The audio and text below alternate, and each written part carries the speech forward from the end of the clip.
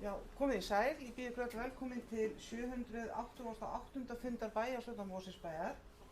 Á dagskrá þessa fundar eru 6 fundargerðir til staðfestingar, 3 almenn erindi og 5 fundargerðir til kynningar.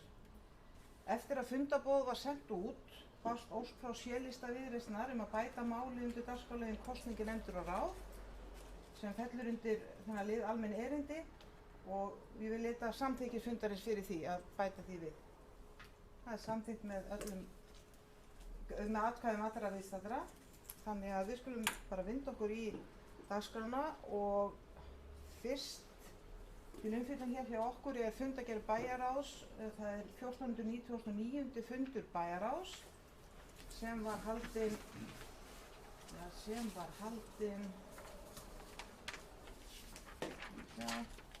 19. ágúst, og á dagskrá þess fundar voru 9 mál, voru 6 mál á dagskrá þess fundar og það var öllu frestað nema einu og ég gef orðið laust þá þessa fundargerð og bið fólk að gefa merki ef það óskar að taka til máls. Svo er ekki. Þá ber ég upp þessa fundargerð til atkvæðagreiðslu og bið fólk að gefa merki Já, takk fyrir. Hún er samþykkt með 9 greiddum atkvæðum. Þá er komið að næsta bæjarráði sem það er 1500. fundur bæjarráðs og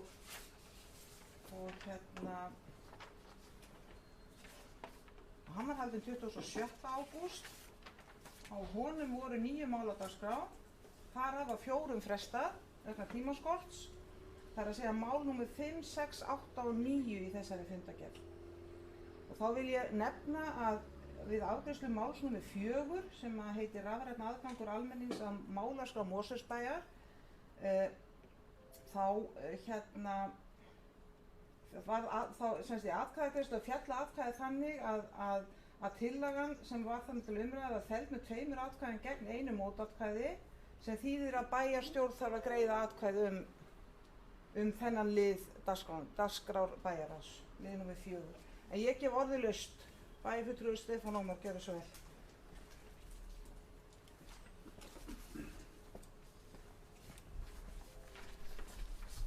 Já, frú forseti, ágætu bæjarfulltrúar og tilheyrendur, kem hérna upp undir máli 2.4 í þessari fundargerð sem heitir rafrænn aðgangur almennings að málaskrá Mosfellsbæjar.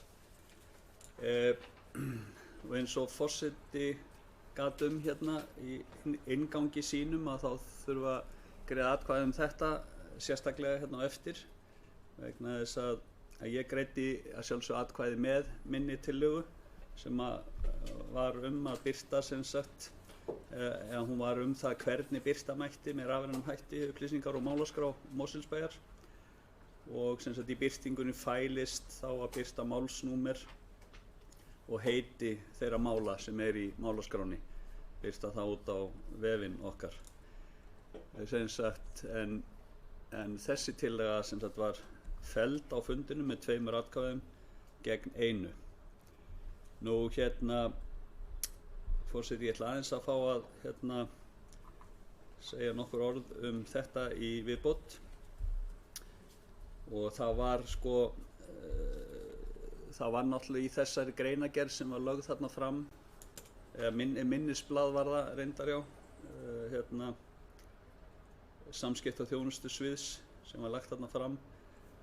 Það var í því að mér fannst og finnst verið að blanda saman hlutum.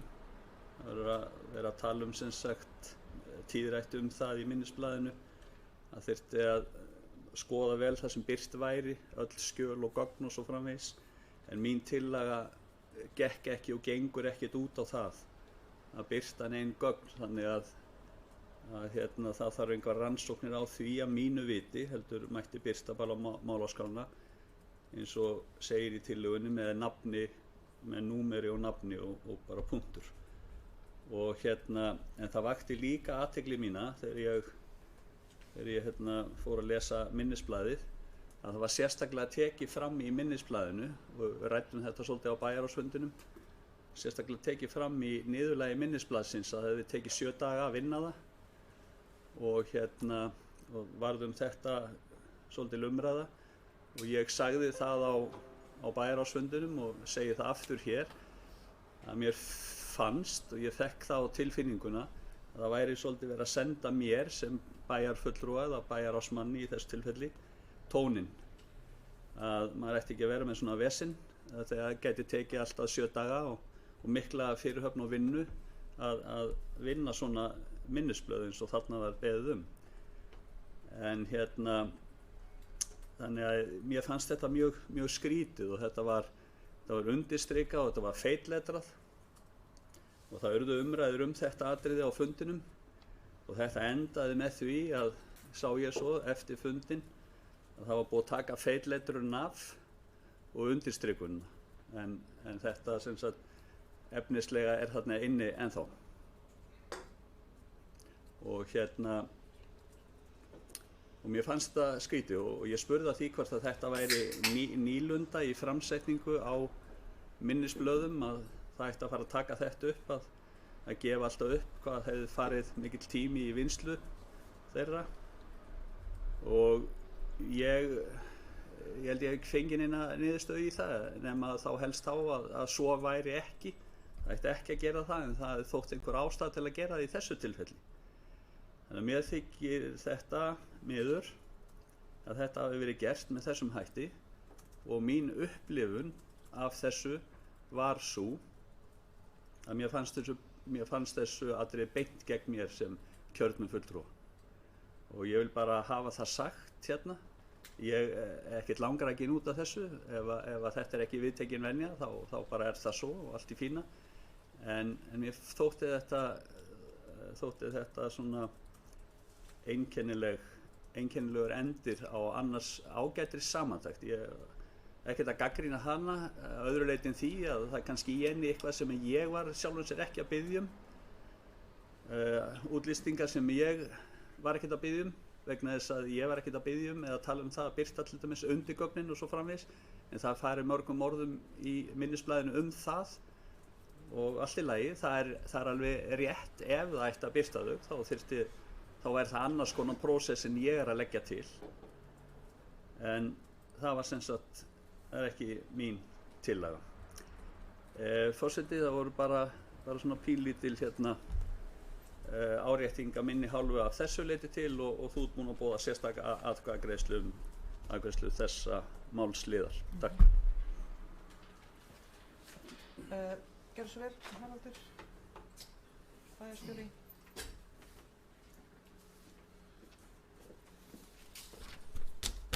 Já, forseti, og til hamingju, forseti, að stýra hér fundi bæjarstjórnar. Ég held að ég segi rétt frá að það sé frumraun þín í því verkefni, og ég efast ekki að þér farist það mjög vel á hendi.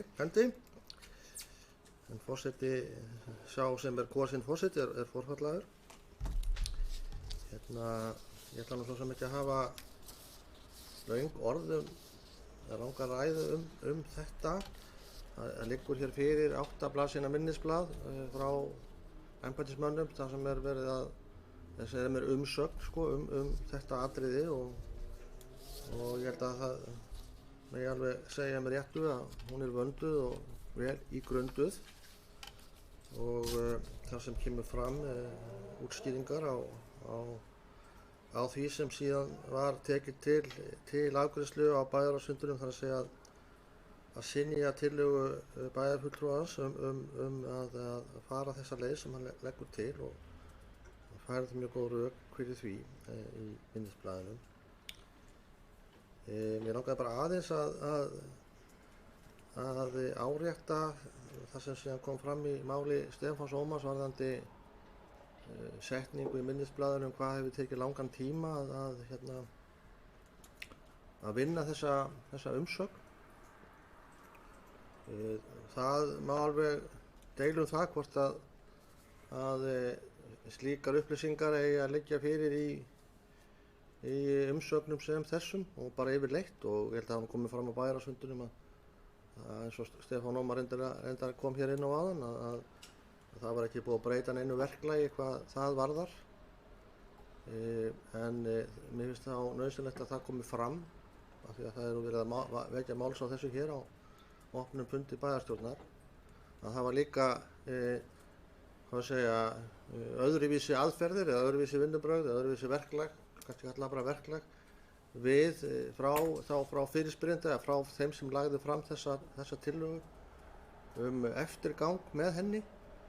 Það er að segja að bæjarfulltrúinn skrifaði til að mynda opinbera grein í Mosfelling þar sem að minntist á það að þessi vinna tæki langan tíma og líka óskaði eftir því að málið færi aftur á dagskrá bæjarráðs til þess að spyrjast fyrir í opinberum fundi það hverju liði vinnu við þessa fyrirspurn eða þessa tillögu. Það hefur svona ekki tíðkast að bæjarfulltrúar fari þá leið, heldur þá frekar ef við fara að lengja eftir einhverjum verkefnum sem embættismönnum er falið að gera, annað hvort að bæjarráði eða bæjarstjórn eða þá einstökum nefndum, þá hefur nú hingað til verið haft samband við viðkomandi embættismenn og spurt hverju sæti. Það má líka alveg velta því fyrir sér, áttu við komandi embættismaður að hafa samband við bæjarfulltrúann og upplýsa það að þessi vinna væri viðamikil og tæki tíma. Það má líka alveg rökræða það. En ég held að það hafi nú verið ástæðan fyrir því að embættismenn töldu rétt að upplýsa það að þessi vinna hefur tekið langan tíma. Það hefur verið lagt í hana mikil vinna. Vegna þess að það svona, ég held að það hefur svona kannski ekki verið alveg fullur stillingur á því að það ætti að fara með stöðu málsins í blöðin eða sem opinbert mál í bæjarráði. Það hefur verið að nálgast það með öðrum hætti. Þannig að ég held að við getum bara lært af því að sum mál taka tíma og kannski taka sum mál og langan tíma, þá er ágætt að ræða það en svona ég myndi mæla með svona kannski svona öðruvísi aðferðafræði við það að beggja hálfu í þessu tilfelli. Já, það er bæjarfulltrúi Valdimar Birgisson sem óskar eftir að taka þeim máls undir þessu sama lið, númer 4. Frú forseti, gott að sjá þið þarna í þessu hlutverki og til hamingju með það að vera komin í það hlutverk í fyrsta skipti. Við erum að ræða þetta mál sem að vinir Mosfellsbæjar hafa sett á dagskrá að birta málaskrá Mosfellsbæjar á vefnum. Svona eins og ég skil þetta mál þá er þetta þannig að það er eingöngu verið að biðja það að málaskráin með númerum fari á vefinn. Þannig skil ég þetta og það bara heiti mála og svo er þetta raðið. Ég er ekki viss að þetta hefur náttúrulega eitthvað upplýsingagildi og sjálfsagt mál kannski að því leytinu til. En ég held að sé meira vert sem kemur fram í þessari ágætu samantekt sem var gerð og ég held að talandi þessa samantekt að ég held að það hafi verið ágætt að hún var tekin saman. Þetta er vel unnið plagg og bara ágætt að það fari í gegnum þessa vinnu að skoða þessi mál.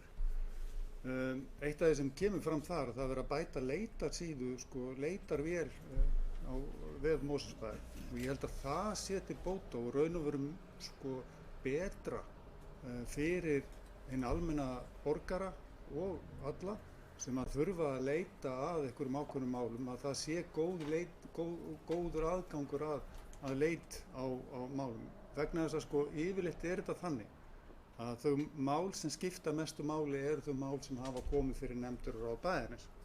Og það er það sem skiptir miklu meira máli að við getum farið þar inn, að fólk getur farið þar inn, það getur leitað að þeim málum og fundið það sem það er að leita. Yfirleitt er þetta þannig. Ég held að verða ekki margir sem að fara í gegnum málaskrá allra mála sem kom inn á borð Mosfellsbæjar í hverju mánuði. En svo kemur fram í þessari aftur ágætri samantekt að þá voru 1500 mál í einu mánuðinum, en að venju er þetta svona 450 mál, eitthvað þannig. Það er náttúrulega enginn að fara að lesa sig í gegnum það. Ja. En hins vegar er ekki til fyrirstöðu kannski að framkvæma þetta, að gera þetta. Og ég get ekki ímyndað mér að það sé mjög mikil vinna. En það er annað varðandi þetta mál sem ég tók eftir, sko. Að það er greinilega farið mikil umræða undan farnar vikur í einstök mál á fundum bæjarráðs. Eins og sést að bæjarráð afgreiðir ekki mörg mál nú orðið. En í þessu máli eru 2 bókanir, ein löng frá L-lista og svo bókun frá D- og V-lista. Og með leyfi forseta má ég lesa bókun D- og V-lista. Og hún er svohljóðandi. Mosfellsbær birti nú þegar megin hluta erinda sem bera sveitarfélaginu og mála sem verða til innan stjórnsýslunnar. Tillaga fulltrúa L-lista Mosfellsbær gengur skemur en núverandi fyrirkomulag. Mér langar aðeins að fá skýringu á þessu, hvað meinið með að gangi skemur? Skil ekki alveg hvað er átt við með því. Já, hér var beint spurningu þá væntanlega að það bæjarstjóri sem svarar henni og túlkar bókun D- og V-lista og bæjarfundi. Já, forseti, ég veit svo sem ekki hvort það ber einhver skylda til þess að útskýra bókanir frekar en annað. En ef að bæjarfulltrúar hafa lesið sig í gegnum vel og vandlega í gegnum greinargerð eða minnisblað, 11 blaðsíðna minnisblað embættismanna þetta mál, að þá hafði vantarlega átt að segja á því að það sem við erum að gera í dag, eins og þú komst nú inn á bæjarfulltrúi Valdimar, varðandi birtingu gagna, mun ítarlegra heldur en það sem að þessi tillaga gengur út á. Það er að segja að birta málsnúmer og málsheiti á öllum málum sem berast bænum, sem eru mjög mörg, eins og þú nefndir 1500 einu mánuðinum og svo 400 til 500 í næsta. Þetta eru nokkur þúsund mál á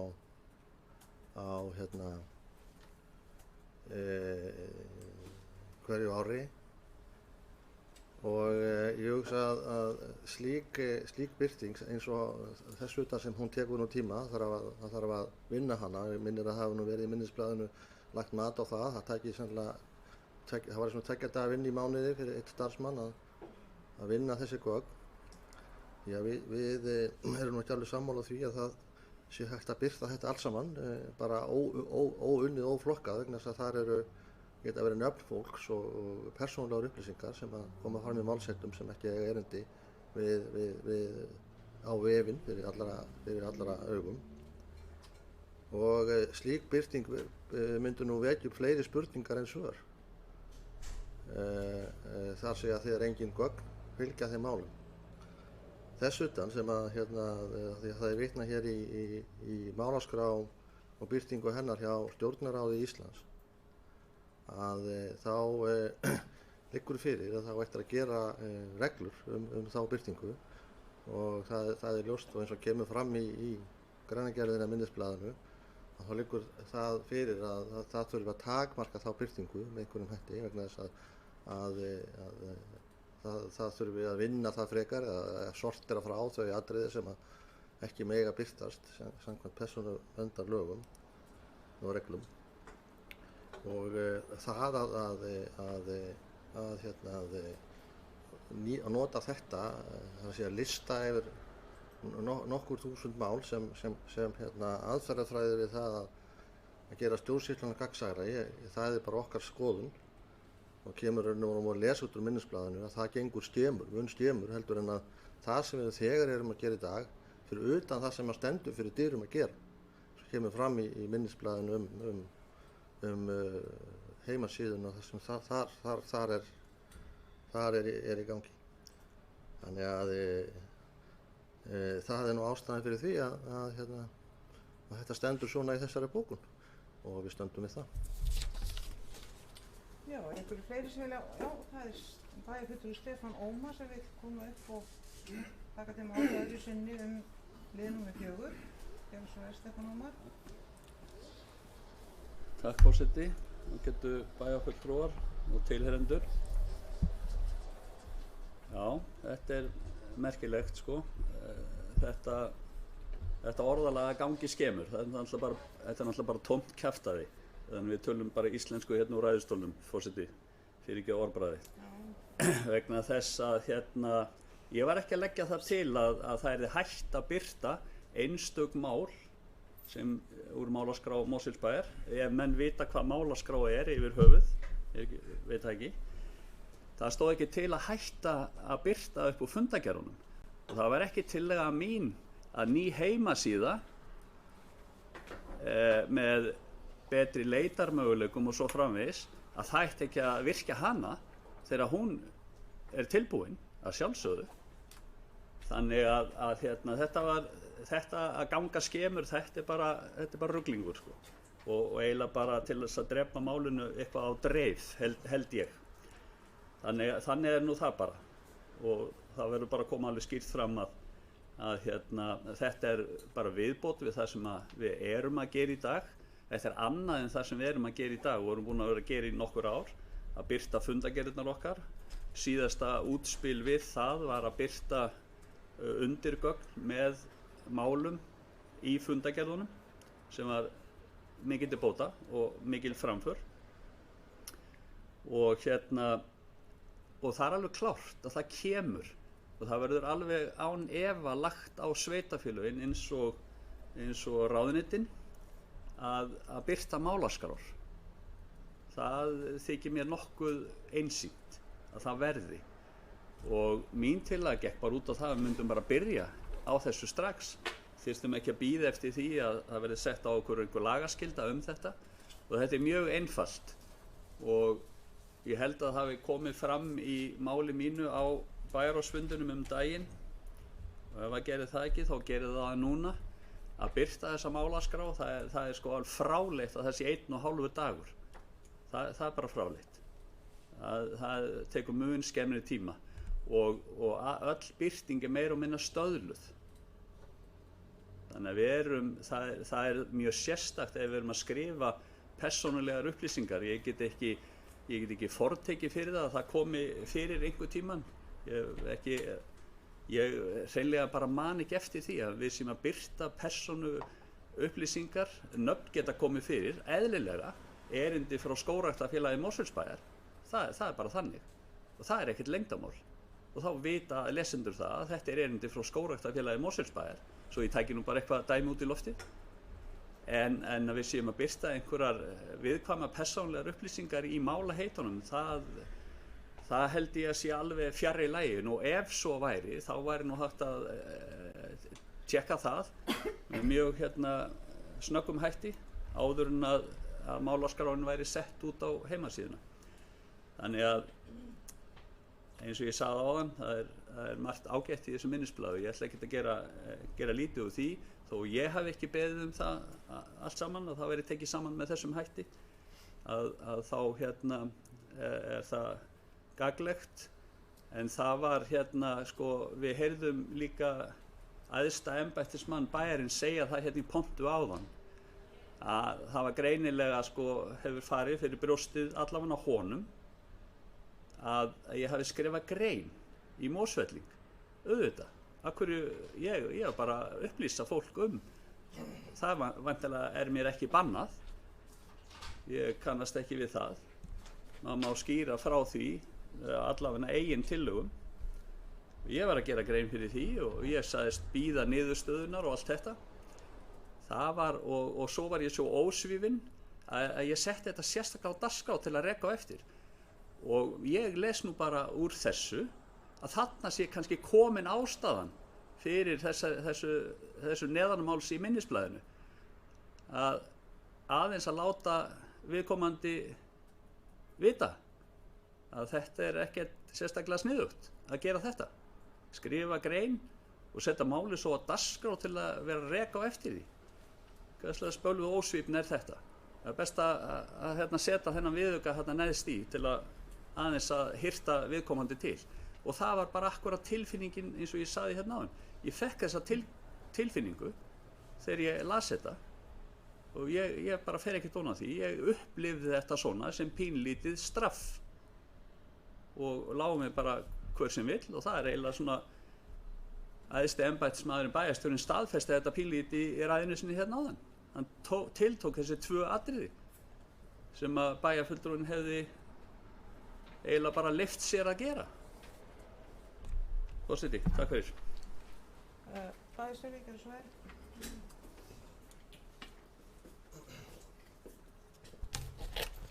Já, forseti, það voru notuð hér orðið eins og tómt kjaftæði. Það sem að hérna kemur fram og svo sem kannski í lagi að segja að það sé tómt kjaftæði það sem kemur fram hjá pólitískum andstæðingum. En mér finnst það hins vegar alvarlegt að þau orð eru notuð það sem kemur frá embættismönnum bæjarins og ég þykir það verra. Ég ætla þó bara að leyfa mér að segja að þessi tillaga er algjört skot í myrkri og það er ekki beint kennt embættismönnum bæjarins heldur, bara mín pólitíska skoðun að þessi tillaga er algjört skot í myrkri. Tilraun til þess að koma einhverju á framfæri sem að er ekkert bara voðalega sniðugt að gera og hann tiltók það líka bæjarfulltrúinn að hann trúði því ekki að það taki 1,5 dag eða hvað það nú sem stendur í minnisblaðinu. Ég myndi reyndar að vera 2 en ég dreg það ekki efastandi 1,5. Það er mat embættismannanna. Ég trúi því sem þeir segja að þeir eru að vinna við þetta daglega. Þannig að mér finnst það líka ekki gott ef að það sem að kemur fram í minnisblöðum frá þeim að það sé dregið svona í efa eins og hér er gert með þessum hætti. Það að birta málaskrána í heild sinni með númerum og heitum er bara ekkert upplýsandi fyrir einn og vekur upp fleiri spurningar en svör. Og 80–90% af þessum númerum og þessum málum eru beiðnir sérstaklega frá foreldrum bæjarins fæðis að kaupa fæði í skólum, ávaxtabita, spurningar leikskólapláss, umsóknir í skóla, skólavist og þetta þarf allt saman að fara í gegnum. Ef það á að birta þetta allt saman, þá þarf að fara í gegnum þessa málaskrá og öll þessi númer til þess að á vefinn rati ekki eitthvað sem að má ekki rata þar þangað.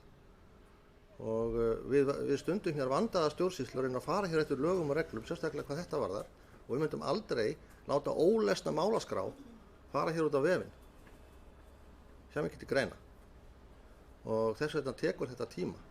Og þarna væri fyrsta lagi að ræða tvíverknað, því að öll þau mál sem að máli skipta fyrir íbúa bæjarins eru þegar birt og þá auka það gegnsæi með nýjum vef sem að þetta kostaði fé og myndi vekja upp fleiri spurningar en svör. Þannig ég var nú að vona að við færum ekki á þessum fundi út í þetta með þessum hætti en það er eins og það er. Síðan varðandi hitt atriðið það að það hefði verið tiltekið í minnisblaðinu hvað hefði farið mikið tími í þetta og ég sagði það má alveg deila það hvort að það hefði átt að standa þarna eða ekki. En hitt atriðið og það sem ég nefndi sem getur vel verið að það hefði verið kveikjan að því þetta snýst ekkert æðsta embættismanninn bæjarstjórann, hann var ekki að búa til þessar umsagnir. Það voru aðrir í því að mér finnst þetta bara verið mjög slæmt dæmi mannlega samskipti. Slæm mannleg samskipti. Að gera þetta með þessum hætti. Við sem bæjarfulltrúar eigum að sýna okkar starfsmönnum þá virðingu að minnstakosti að ef þeim lengir eftir einhverju vinnu sem telja eiga að vera búin, að hafa þá byrja á því að ræða þá við viðkomandi starfsmann. Spyrja honum hverju það sætir. Nú ef ekki, ræða þá við yfirmann þeirra sem með þessu tilfelli hefði það verið bæjarstjórinn þegar þeir eru heyraðir undir hann. Og ef að skýringar þessar aðilar eru síðan við ætlum ekki að gera þetta eða þetta bara bara býður og mun bara vera að gera einhvern tímann, þá fundist ástæða til þess að taka það upp í bæjarráði. En í mínum bæjarstjórnum séð er þetta vond mannleg samskipti.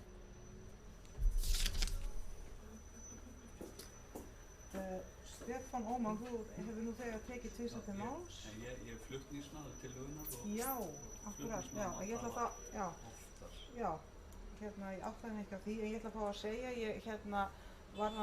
varðandi það sem kom hér fram, orðaval fólks, ég vil bara brýna okkur öll til þess að vanda málfar okkar, en og orðnotkun, en ég vek athygli á því að bæjarfulltrúinn baðst afsökunar á orðafari þegar hann nota orðið kjaftæði þegar hann kom í pontu, og ég ákvað að láta það þá fara fram hjá mér. Gjörðu svo vel, Stefán Óman.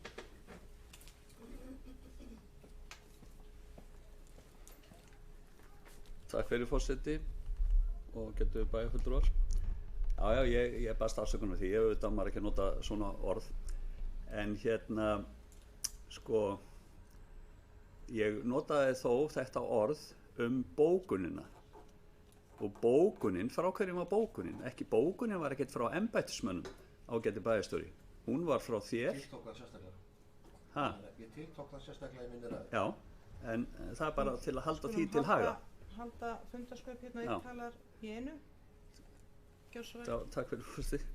Já, bara halda því til haga að ég var ekki með, þessu var ekki beint til embættismannina.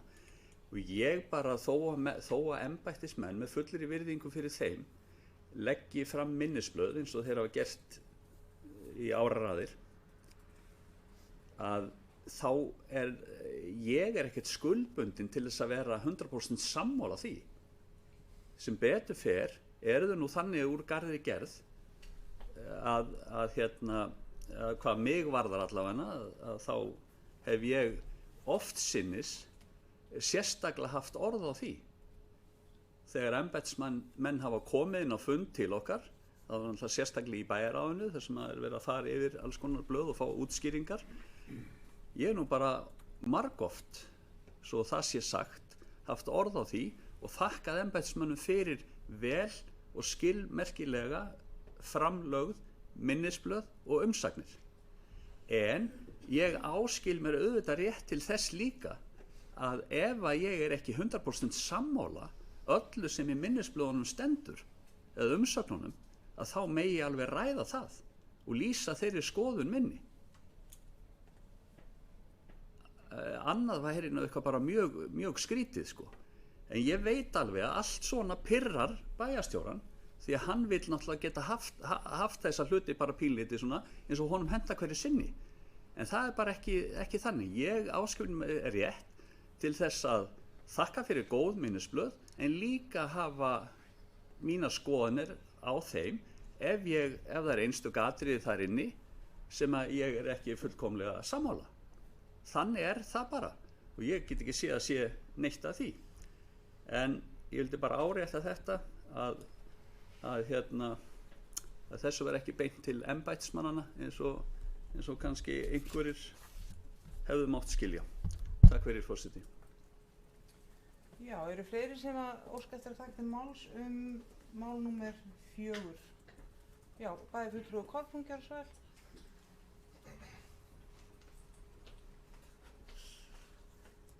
Já, takk, forseti. Ég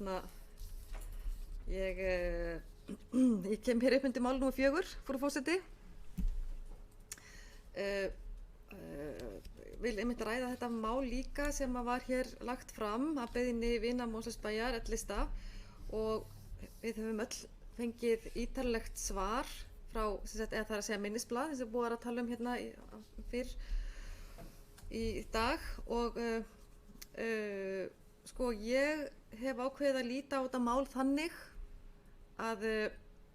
og fór aðeins að rifja upp söguna hjá okkur Mosfellingum, og það er að segja hjá Mosfellsbæ, hvernig við höfum nú verið ákveðnir frumkvöðlar í þessum málum, bara þegar að íbúagáttun okkar var sett í loftið og það er mjög margt, það breyttist mjög margt þegar mjög hratt hér í kringum, hvað að segja, síðustu síðustu, sko, þegar þessi, ég veit ekki hvort ég leyfi mér að koma hérna fram og hrósa bæjarstjórunum, ég held að því sem verður nú alltaf hálfilla tekið, hvort þið en það að segja, það var gerð ákveðin breyting hér á árum áður, ég meina íbúagáttin fór í loftið og aðgengi íbúa gert betra og þjónustan hérna frammi, við erum alltaf, ég hef það, og það sem ég hef séð síðastliðin ára, það sé alltaf verið að stíga ákveðin skref í því að bæta þjónustuna, bæta upplýsingar aðgengið og allt það, þannig að hérna,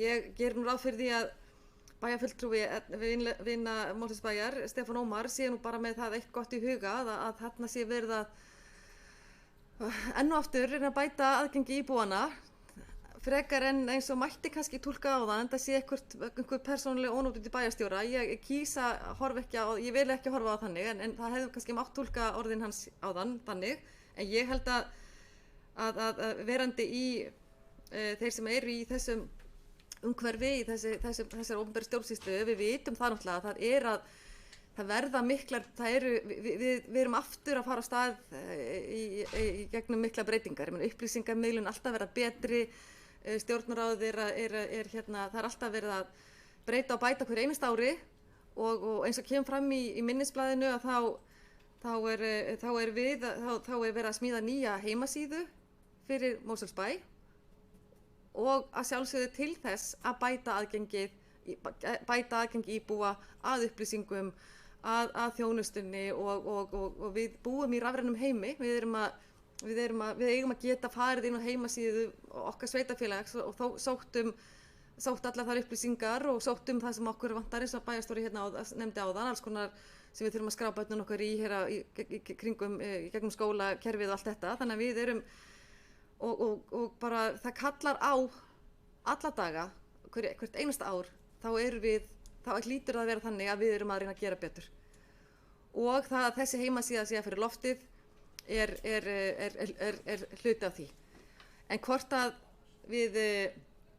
verður farið í það að málaskráin verði algjörlega galopin eða hvernig verða málin sett inn á heimasíðuna, hvert verður aðgengið íbúana að öllum upplýsingum. Ég til dæmis myndi gjarnan vilja, eftir að hafa setið hérna í bæjarstjórn þetta kjörtímabili, þá myndi ég kannski vilja sjá bara að íbúar hefðu til dæmis bara gott aðgengi að því, sjá hvernig málin hafa verið afgreidd, hversu mörgum málum hefur verið frestað og annað slíkt. Það held ég að veri til dæmis, þar gætu kannski íbúar gert upp hug sinn í komandi kosningum með það hvar stoppa málin, út af hverju, af hverju stoppa þau. Vita bæjarbúar til dæmis það að 19. ágúst var eitt mál afgreitt af, ég man ekki hvað mörgum, vegna þess að það stóð allt fast í einhverjum bókunum og sem var undir máli sem var framkvæmdir í Mosfellsbæ, sem var kynning frá framkvæmdastjóra umhverfisins og það stoppaði hér allt og málum frestað. Ég myndi hérna vilja til dæmis íbúar vissu þetta, ég held að það séu ágætis upplýsingar, hvernig gengur málunum okkar að fara hér í gegn og hverjir vinna málin. Það eru embættismennir okkar, þeir vinna málin fyrir okkur. Þetta, fyrir mitt leyti til dæmis, finnst mér þetta mjög gagnlegt fyrir íbúa að fá að sjá þetta. Ég veit ekki hversu gagnlegt það er fyrir íbúa að ég sæki til dæmis leikskólapláss eða mat niðri í varmaskóla. En málaskráin, sko, ég veit ekki alveg hvað, sko, en ég er alveg sannfærð það að okkar starfsfólk hér, okkar embættismenn munu finna út úr því þegar að ný heimasíða fyrir loftið hvaða upplýsingar sem að liggja á vefnum verða gagnlegastar fyrir íbúa þessa sveitafélags. Ég held að það hljóta verið niðurstaðan en þetta svo fyrir svona ljúka máli mínu, ég held að það var grunnt á því góða hérna áðan en ég held að ég er alveg viss það að við getum hort bjartsýn fram veginn og hlökkum bara til að fá þessa nýju heimasíðu og ég veit að ef við höldum að við séum búin að fara gegnum einhverja tækniöld á síðastliðin 5 árum, þá held ég að næstu 5 sé að fara eitthvað miklu lengra inn í framtíðina. Og að sjálfsögðu eru sveitafélögin ekkert undanskilin því, þannig við erum náttúrulega að fara á stað með þetta. Þannig ég er allavega viss það, ég meina öll þessi, og meiri segja að þetta er búið að ganga það hratt að nú erum við komið með persónuverndarstefnu af því að við megum ekki gera, það má ekki birta allt. og sem betur fer þá ég má ekki sem kennari birta myndir af nemendum mínum. Af því það var að bremsa okkur af aftur, þetta er meira sem aðeins fara að gerast úr hratt. En hvaða upplýsingar eiga heima á vefnum þegar nýi vefurinn kemur, það mun koma einhver niðurstaða í það, hvað er það sem gagnast íbúum best. Þetta var mitt innlegg inn í umræðina. Takk, forseti. Já, einhverjir aðrir sem já, það er hérna bæjarfulltrúi Örlygur Helgason við taka upp á að fara til máls undir þessum lið, gjörðu svo vel Örlygur. Frú forseti, og til hamingju með staðfundiðinn. Já, ég kem upp undir þessu lið því að Mosfellsbær vill vera leiðandi í flest öllu sem við tökum okkur fyrir hendur. Og ég svona á erfitt með að setja mig alveg í spór með málaskrána. Þegar við fáum máli til okkar, hvernig flokkum við það strax? Ef við byrjum að setja þetta inn í ákveðið farveg, er þá svo flókið að vinna það seinni upp á trúnaðarskyldu og annað? Fyrstu skrefin. Ég er svona að velta því fyrir mér. En hins vegar þetta rosalega vel unnið skýrsla og gaman að sjá hvað mikill tími fer í að vinna hana. En kannski óþarfi að gera þetta eins og hver setti í skóltöskuna fyrir 5 árum að fara fram og tilbaka. Í stað óþarfi. En ég held að ef við ætlum að vera leiðandi og þetta er það sem koma skal, af hverju erum við ekki að fara að vinna vinnuna og að ef við byrjum bara strax í ferlinu, ok, þetta er svona mál, þá þarf þetta að vera unnið svona þegar það fer í gegnum nefndir og annað. Þannig að svona mín hugleiki í gegnum þetta. Takk fyrir. Já, er einhverjir fleiri sem vilja fá? Já, það er tillöguflytjandi sem vill fá að taka til máls. Stefán Ómerkjarsvel. Já, virðulegi frú forseti og bæjarfulltrúar og tilheyrendur. Já, bara örstutt. Þetta er akkurat það sem er gert. Og ef það er eitthvað lengdamál hvað kom margar umsóknir ávaxtabita eða umsóknir í grunnskóla, ef einhverjum finnst það eitthvað ómerkilegt, þá má bara sleppa þeirri kategóríu. Því að þetta er byggt upp þannig að þetta er svokölluð málasniðmót, þannig að þegar málin koma hérna inn, þá fara þau í ákveðna flokka, fyrirfram ákveðna flokka. Einn þeirra heitir, eða hét allavega, og ég held að hann heiti það ennþá, umsókn grunnskóla. En það er ekki umsókn Jón eða Jóns grunnskóla, það er bara umsókn grunnskóla. Ef að menn vil ekki hafa þetta með, þá bara haka þeir þetta út og birta skrána á öðru leyti. Og það er þess vegna sem ég sagði hérna áðan, að ég er ekki sammála því að þetta taki 1,5 dag að vinna þessa skrá. Það er ekki svoleiðis. En og svo með að menn heldur ekki rugla saman að ný heimasíða, bara gott mál, þannig er það í þessum stafræna heimi að tækninni flegi fram og það þarf að uppdatera það, tæki eins og heimasíðu. En heimasíðan, hún er bara birtingarform, hún er ekki vinnslu skrá á bakvið. Það er hins vegar málakerfið okkar, þar sem að málin kom inn og eru skráð. Það er grunnkerfið og það að taka upp nýja heimasíðu þýðir ekki sjálfkrafa að þar með fari einhver málaskrá í gang til birtingar. Það er ekki þannig. Það þarf að gera ráðstafanir til þess að setja hana þarna út til birtingar og mín tillaga var það, hún er sett bara svona, ég veit ekki hvað að kalla, hún er sett dauð til birtingar þarna, bara númerið og heitið. Ekki neinn gögn og ekki neina persónulegar upplýsingar eða fylgiskjöl á bakvið, eins og við erum að lesa þegar við förum í gegnum fundagerðirnar, þá eru fylgiskjöl mjög gjarnan og oftast sem fylgja þar og þá er þetta að fara í þau og lesa og þar er oft fullt af upplýsingum. Ég veit ekki hvernig menn fari í gegnum það í stjórnsýslunni að sigta það. Eða hvort það er yfirleitt nokkuð sigtað, ég veit það ekki. En ég var ekki að tala þetta og það er ekki sjálfkrafa, ný heimasíða, bara fín og hún fær væntanlega flott lúkk og allt þetta og gefur okkur nýtísku möguleika á til dæmis eins og í leitarvéla bestun í gegnum hana og svo framvegis, en það kemur ekkert inn á hana nema það sem við beinum þangað. Og málaskráin við verum þá á beininni þangað til birtingar í PDF-formi eins og mín hugmynd lítur að, það sé bara svona einfalt og ef það fer fyrir brjóstað einhverjum að það skuli birt 1500 umsóknir um grunnskólavist, þá geta menn fellt út, ég sé bara enga ástæðu til þess. Það bara raunveruleikinn, það málaskráin. Af hverju ættum við að vera að krukka eitthvað í því? Spyr bara. Forseti, takk fyrir. Bæjarfulltrúi Valdimar Birgisson, gjörðu svo vel.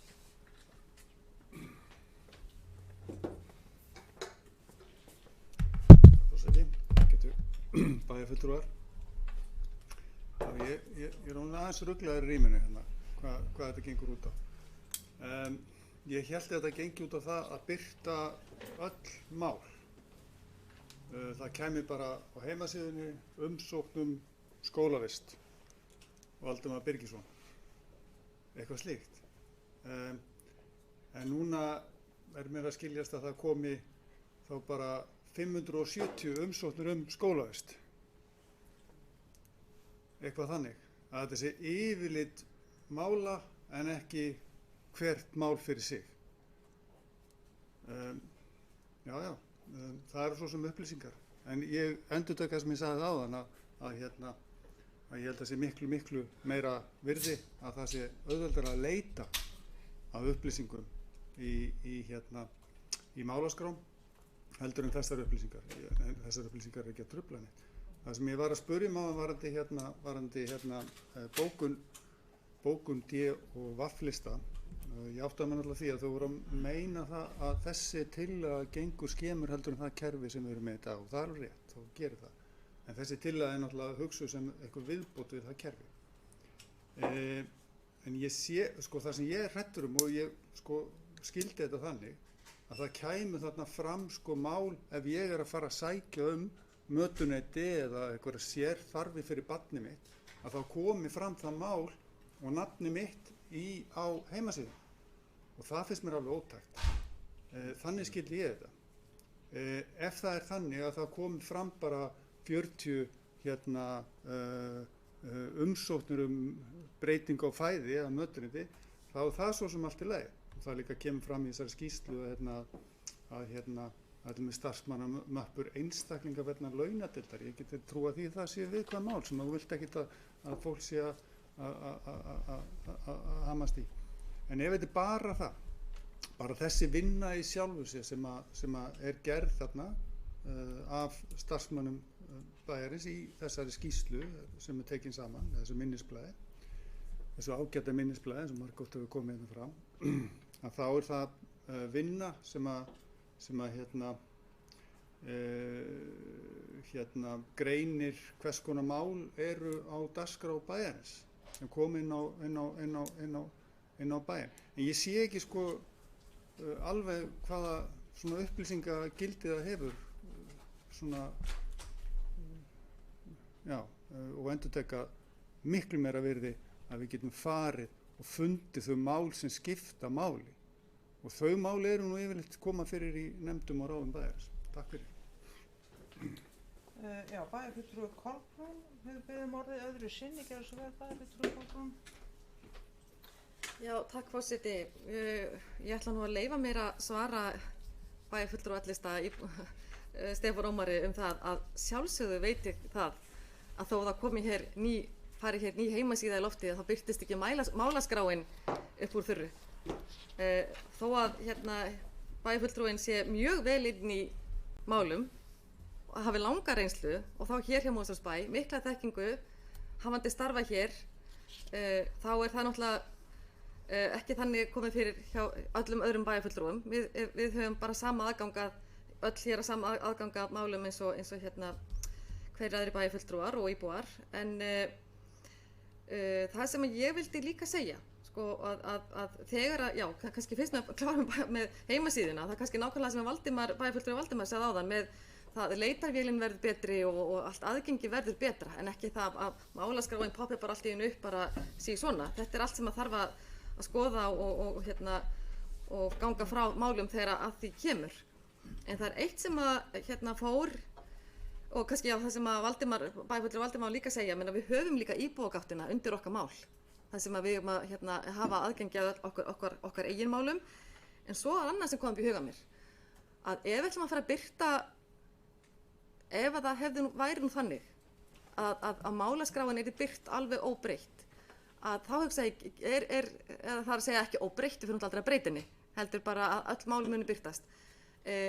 Myndi þetta mögulega fæla íbúa frá því að sækja þjónustu bæjarins? Ef ég bara Kolbrún Þórsdóttir að sækja eitthvað, geti þetta mögulega haft eitthvað fælingamátt? Að allt sé birt, alveg sama hvað. Við bara hugsa það aðeins. Þannig að ég á að geta sótt þjónustu bæjarins án þess að kannski mögulega allir þurfa að vita það. En ég ætla ekki að gera lítið úr því að eins og var talað hérna áðan að sækja skólavist og sækja mötuneyti, þetta er bara þjónusta sem allir sækja hjá sínu sveitafélagi og þetta eru bara mikilvæg mál og hvað eru margir hérna sem sækjum skólavistina hér að vori fyrir næsta ár og allt slíkt, þetta eru bara svona ongoing verkefni sem við erum alltaf á og þetta er það sem að þjónusta bæjarins gengur út á. En við skulum líka aðeins hugsa það ef þetta er byrt, ef það er nú niðurstaðan sem ég efast að þá, ef allt verður byrt, bara allt sett á skjáinn, að þá skulum við líka hugsa það hvort það geti haft eitthvað fælingamátt. Þannig að það er mitt annað innlegg, annars held ég að við ættum kannski bara að fara, já allavega, ég hef lokið máli mínu, forseti. Takk. Já, takk fyrir. Já, þá hafa þeir sem þegar hafa talað tvisvar, er einhverju aðrir sem vilja tjá sig þetta mál sem ekki hafa notað tækifærið fram að þessu? Svo virðist ekki vera, þá heldur forseta sér best bara að ljúka atkvæðagreiðslur þetta mál áður við tökum svo afganginn af fundargerðinni fyrir. Þannig að ég bið þá fundarmenn, þá bæjarfulltrúa sem hér sitja, að gefa til kynna sem sagt hvort þeir samþykki þá þessa afgreiðslu bæjarráðs í máli númer 4. Gefa upp.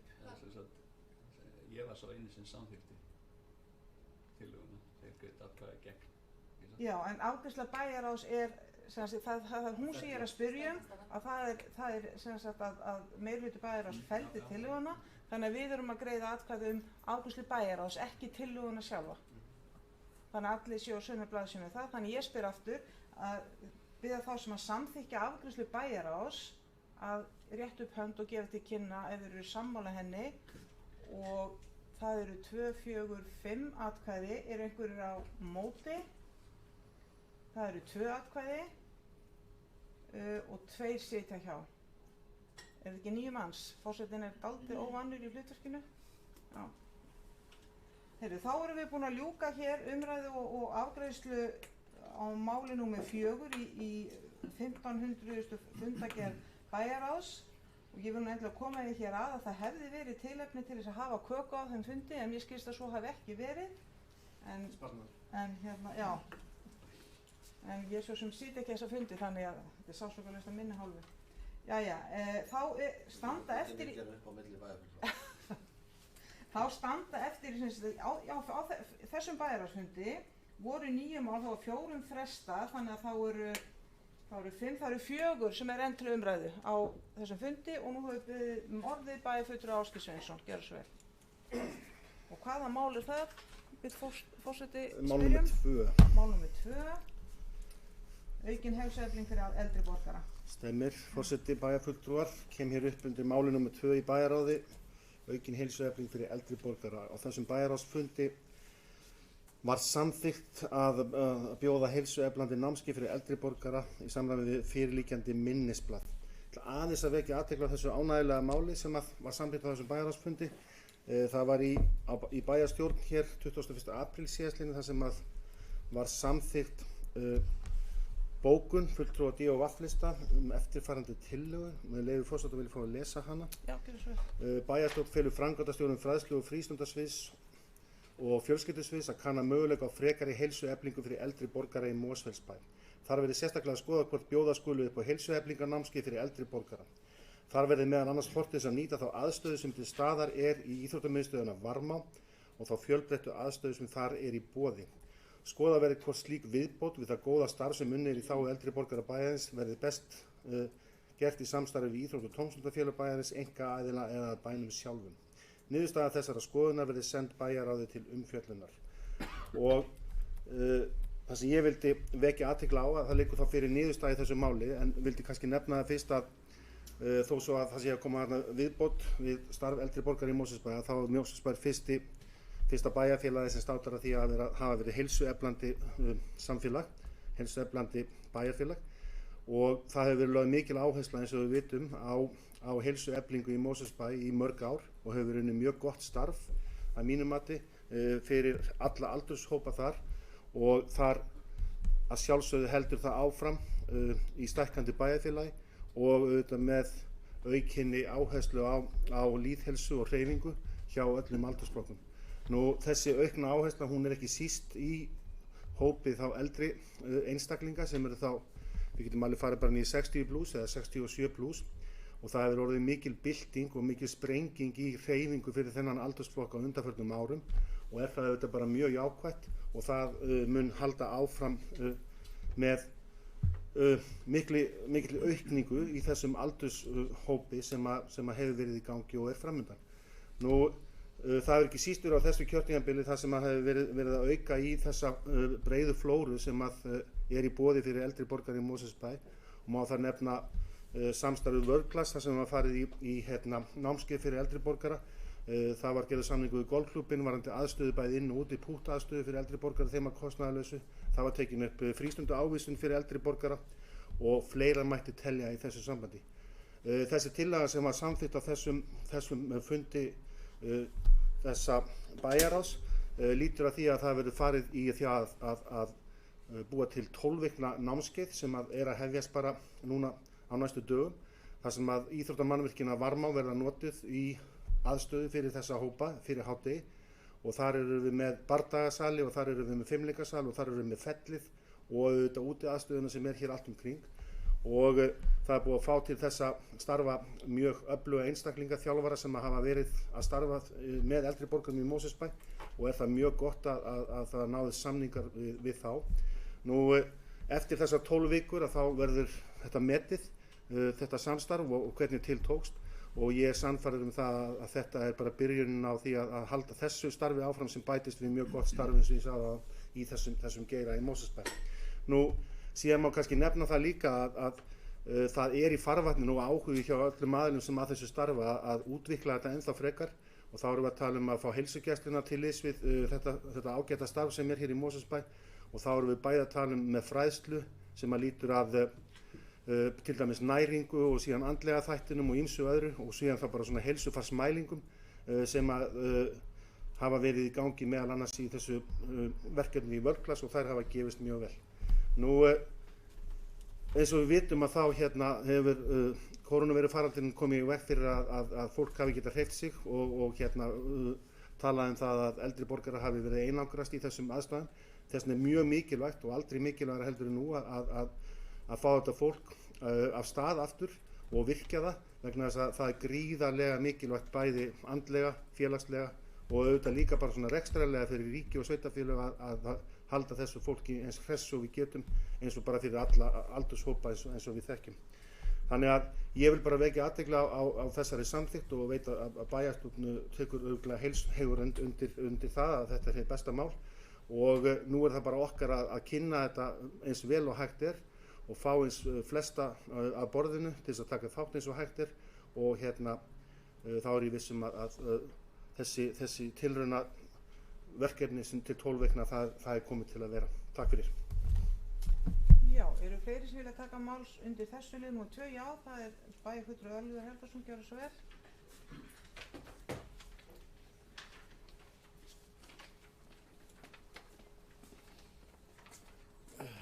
Forseti.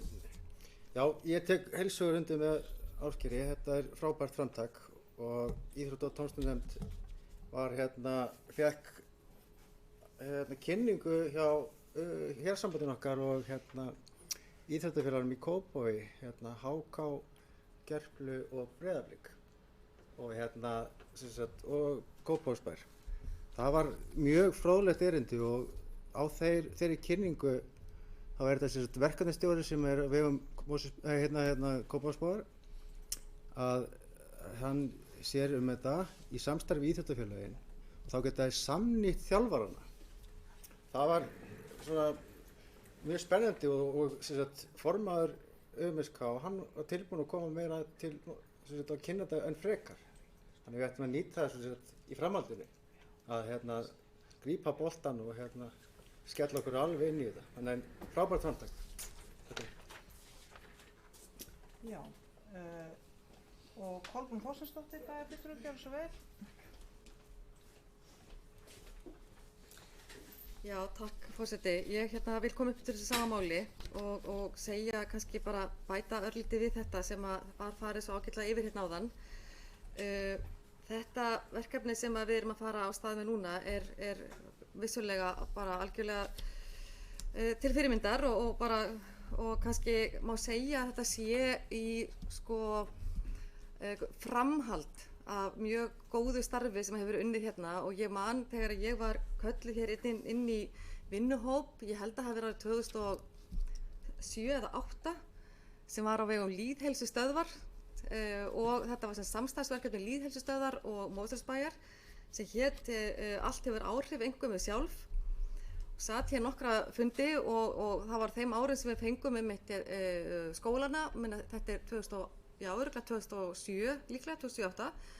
Þá vorum við að fara af stað með heilsueflandi verkefni hérna í sveitarfélaginu að fá þá var alltaf lögð mikil áhersla á börnin og unglingana, heimilin og fjölskyldurnar og síðan þá, sem er orðin hvað mörg ár síðan, 13 ár, það hefur hvert skrefið verið stigið af öðru hér til svona heilsueflingar í okkar sveitarfélagi.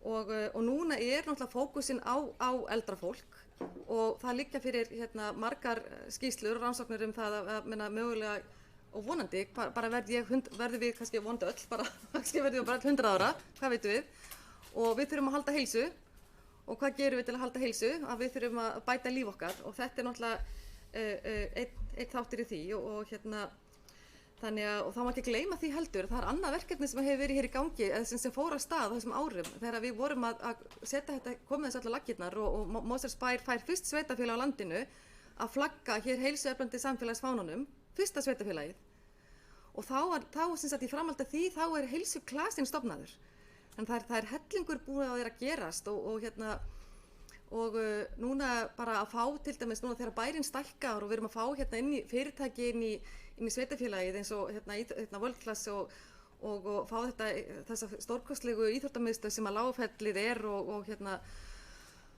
þannig að við séum bara, við erum bara þróunin heldur áfram og fókusin er bara alltaf það sami, við viljum efla heilsu íbúan okkar og við höfum náð miklum framförum í því að fá skólana með okkur og leikskólana og núna vita allir að Mosfellsbær er heilsueflandi samfélag. Þetta tók alveg tíma og svona pínu effort að komast í gang með þetta af því að eins og stendur í skýrslu, það er búið að gera mjög góða skýrslu þetta starf sem fór á stað í okkar sveitarfélagi og margar rannsóknir verið gerðar, ég hvet ykkur bara til að skoða þetta er bara alls konar lærðar skýrslur sem ritgerðir sem hafa verið skrifaðar þetta og það er náttúrulega bara niðurstaðan er svo að þetta er til bóta fyrir alla, þetta bætir heilsuna, þetta bætir bæjarmenninguna, þetta bætir allt og ekki síst það að og niðurstaðan á þessi árangur er það bara vegna þess að fólk tekur höndum saman, það gerir þetta enginn einn og jafnvel þó að Mosfellsbær vilji segja við ætlum að vera heilsueflandi samfélag, þá gerum við það ekki án skólana, við gerum það ekki án stofnananna, við gerum það ekki án íbúana. Nú erum við bara að gera þetta og við erum bara að taka alla inn og það er náttúrulega bara, þannig vil ég bara sjá þetta mynd áfram.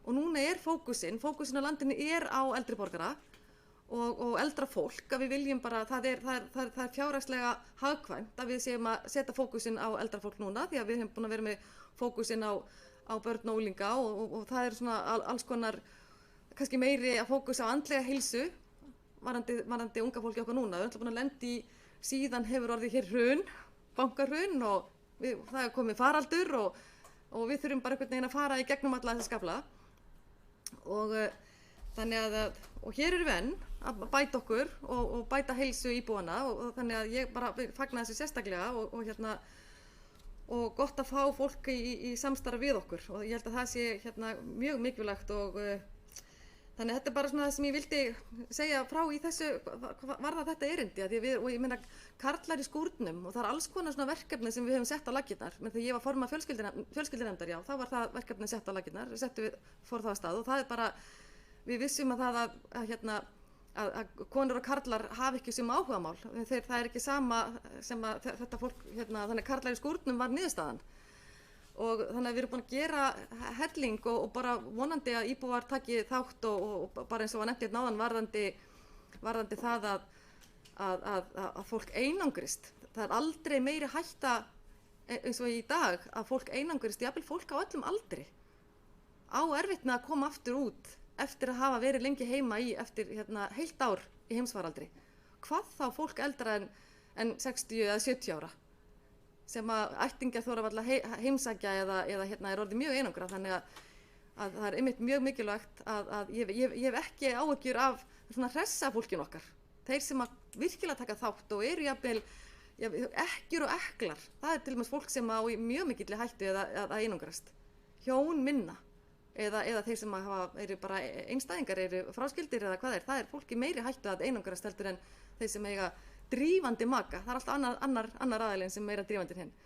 Þannig að þetta er bara mjög mikilvægt og ég ætla bara að vona að allir þeir sem að vita af einhverjum, vita nákvæmlega sínum, líður illa eða er einn eða eitthvað slíkt að það bara draga viðkomandi með sér og þetta bæjarfélag er ennþá þeirri stærð að við eigum að geta haldið ennþá utan nágranna okkar og náungan. Svo mörg voru þau orð, forseti. Takk fyrir. Já, takk. Forseti vil aðeins hvetja bæjarfulltrúa til þess að halda sig við það sem er á dagskrá.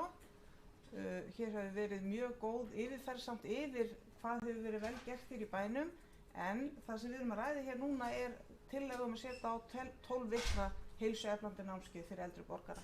Það er tillagan en ég vil ekki gera lítið úr því að hér hefur margt gott verið gert en við skulum aðeins svona fókusa á það sem er það sem er til umræðu.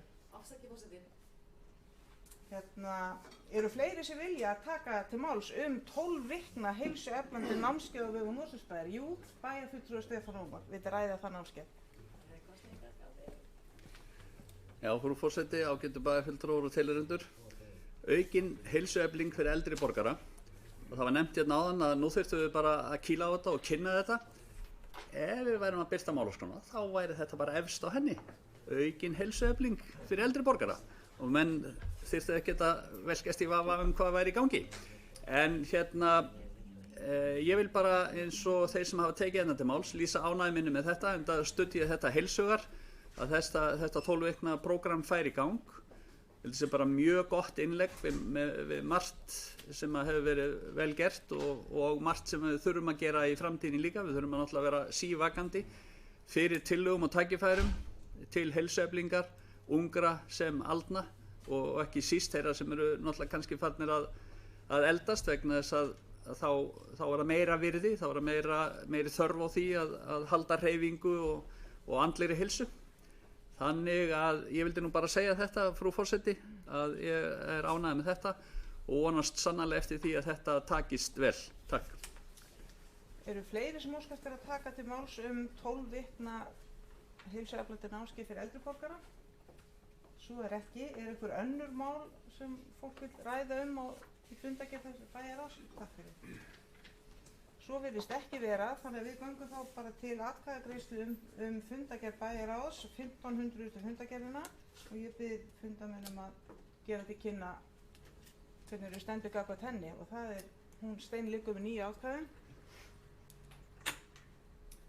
og þá höldum við áfram dagskránni og næst erum við komin að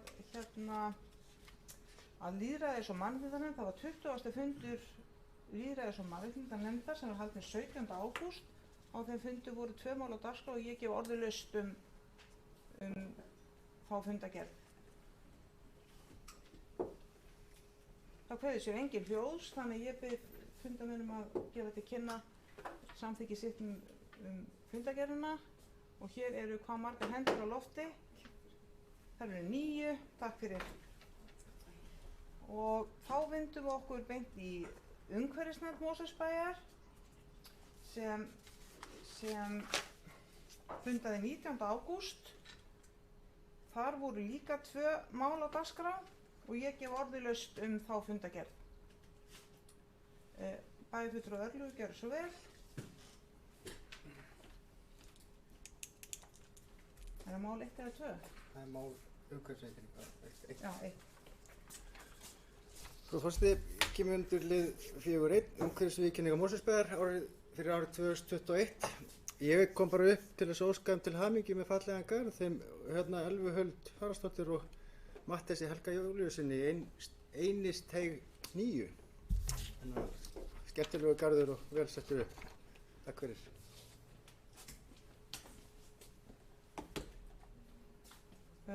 Já. Eru fleiri sem óska eftir að taka til máls undir fundargerð umhverfisnefndar? Svo virðist ekki vera og þá skulum við bera fundargerðina upp til atkvæða. Þeir sem að samþykkja hana, það eru 9 atkvæði, 9 hendur á lofti. Og þá erum við komin að fræðslunefnd Mosfellsbæjar. Það var 393. fundur og hún fundaði þann 25. ágúst og ég gef orðalaust þá fundargerð. Bæjarfulltrúi Kolbrún, gjörðu svo vel og komdu fagnandi í pontu. Ertu alveg viss það? Já. Sendir mér bara fleiri eða? Ég vissi þú að debattur.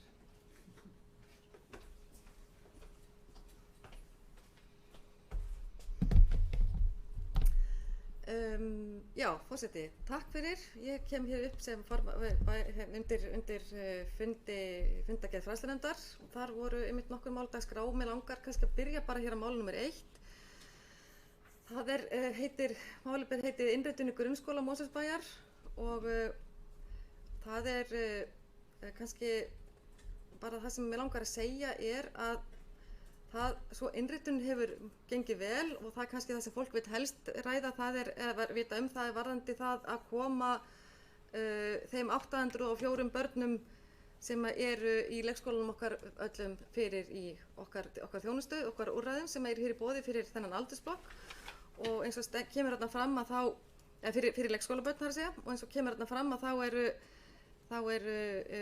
var 9,4% fjölgun á milli ára og enn höfum okkur tekist það með bara sem sagt já að það er búið að koma öllum þessum börnum fyrir og ég vildi bara benda á það að hér erum við alltaf að bæta þjónustuna og fjölga leikskólaplássum og ungbarnadeildum og þannig að allir komist fyrir.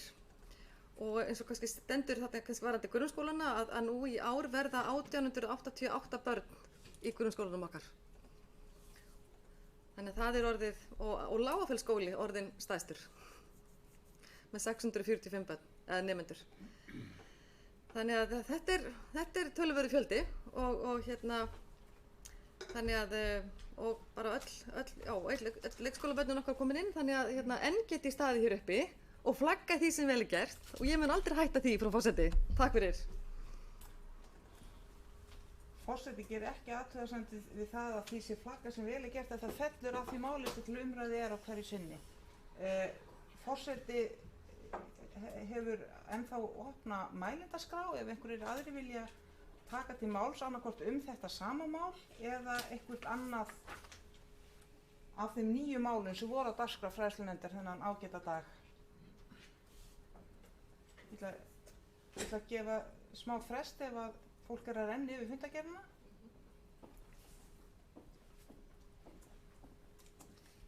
Ég sé enga hreyfingu á neinum handleggjum hérna, þannig að ég held að við séum bara... Má ég það aftur? Já, Kolbrún gjörðu svo vel, að koma að taka til náls aftur, bæjarfulltrúi Kolbrún.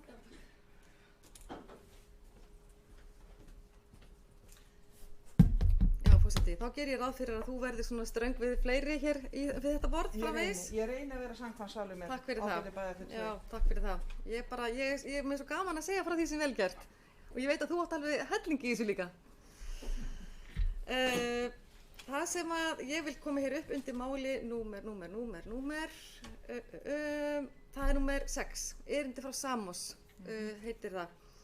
Og það er sem sagt tilraunaverkefni í okkar nýja Kvíslarskóla, sem sagt gamla Varmaskóla og þar áður Gagg og Mós. Það er sem sagt kom hérna, ég vil langar að lesa bara hérna, á fundi fræðslunefndar þann 9. september 2020 var lögð fram tillaga frá Samos, samtökum foreldrafélaga í Mosfellsbæ, að seinka skólabyrjun á morgnana í unglingadeildum, í þeim tilgangi að koma til móts við svefnþörf unglinga. Tillöguna vísa til fræðslu- og vísindasviðs til umsagnar og úrvinnslu. Nýstofnaði Kvíslarskóli verður með tilraunaverkefni á þessu skólaári þar sem skóli hefst klukkan 8:30. Verkefninu verður fylgt eftir með könnun til foreldra og barna í haust. Og það er bara skemmst frá því að segja að fræðslunefnd fagnaði þessu verkefni og mun fylgjast vel með framvindu þess. Þannig að þarna sem sagt lá fyrir niðurstaða í málinu og niðurstaðan er svo að Kvíslarskóli og nemendur í Kvíslarskóla munu í vetur, þá hefst kennsla þar klukkan 8:30. Og það er breyting og allir skólarnir okkar byrja klukkan 8:10, en þetta er nú byrjum við 8:30 og ég get kannski bara svona áþreifanlegi munurinn að sá til dæmis bara núna, og það sem ég hef heyrt er að það er minni umferð á Varmá svæðinu. Nú er það því að skólinni er náttúrulega, skólarnir, Kvíslarskóli og Varmáskóli eru staðsettið þannig að þarna börnin sem koma úr dalnum og víðar að taka skólabíllinn kemur þarna niður. Það er eini skólinn sem að, jú er enda náttúrulega Helgavíkurskóli varðandi íþróttirnar, að við erum að dreifa umferðarálæginu. Álagstíminn það dreifist umferðin og minni umferð, og það er náttúrulega bara mjög mikið til bóta. Það er svona það fyrsta. Svo eigum við náttúrulega verður lögð fyrir könnun til foreldra, bara þeir spurðir og börnum spurð bara hvernig ykkur finnst þetta, og því að þetta er náttúrulega tilraunaverkefni.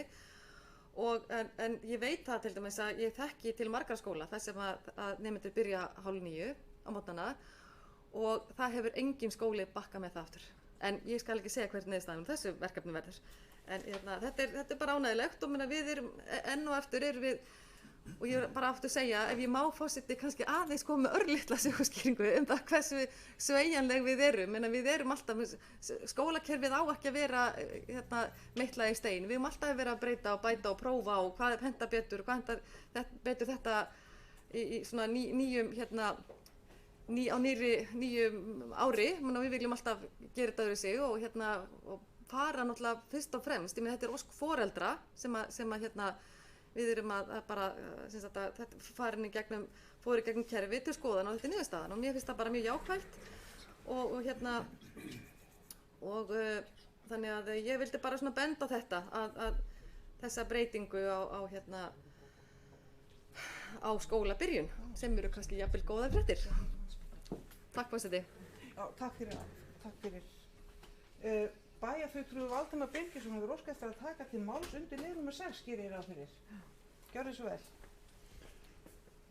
Laukrétt, frú forseti. Það er mál númer 6 sem ég ætla að taka til máls undir. Já, þetta er bara þitt besta mál og þar með er ég búinn að mæra meiri hlutann í þessar ræðu. Ég ætla ekki að gera meira því. Það er nóg að fólk ætla að gera það. En þetta er í alvöru gott mál og mikill munur skal ég segja ykkur. Ég á nú krakka á þessum aldri sem er að þurfa að fara aðeins seinna í skólann. En ég tók eftir því að í þessu erindi frá Samos, ég vil að spyrja 2 spurningar til bæjarfulltrúa og Kolbrúnar.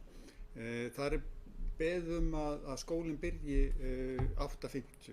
Niðurstaðan svo að hann byrjar 8:30. Og ég tók eftir því að það ætti gert í samvinnu við Betri svefn, Dr. Erlu, og þá er spurningin svo af hverju var þetta fært til, af hverju var það 8:30 en ekki 8:50, var það vegna þess að það er gert annar staðar eða hverju rökin fyrir því og skiptir það máli í niðurstöðum rannsókna og svo framvegis. Það er kannski ágætt að fá ykkur uppgreitt á því ef þið hafið og líka þá kannski er það spurning hvað þetta kostar og kostar þetta eitthvað? Er þetta bara eitthvað sem hefur engin áhrif varðandi kostnað? En ég held að þetta sé hið besta mál öllu leyti. Takk. Já, takk fyrir bæjarfulltrúi Valdimar. Bæjarfulltrúi Kolbrún gjörðu svo vel að koma og svara, já.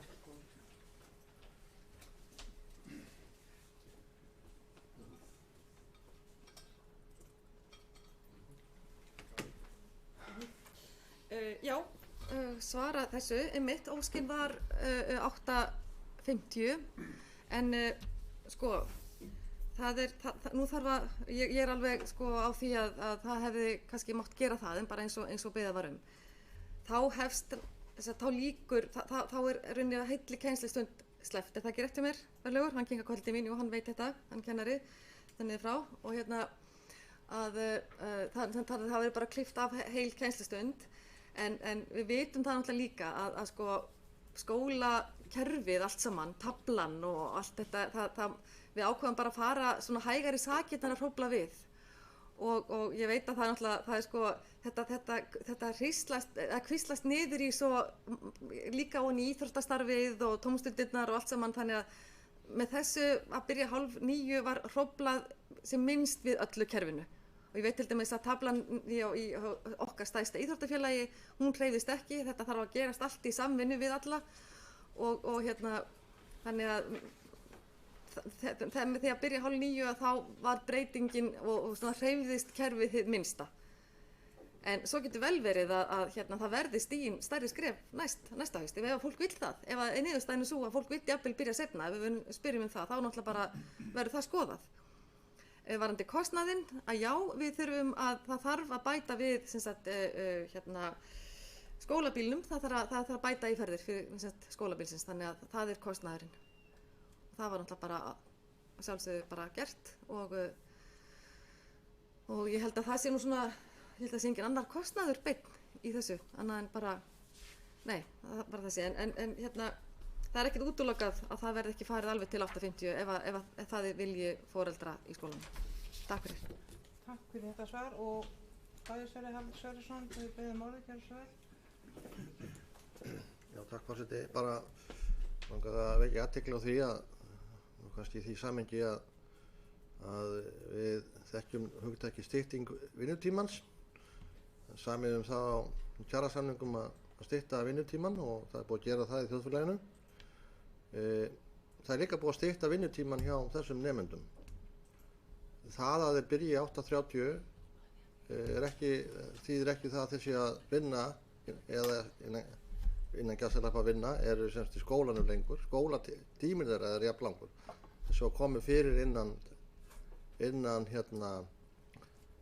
sama tímaramma, ég held að ég sé alveg örugglega að segja rétt með það.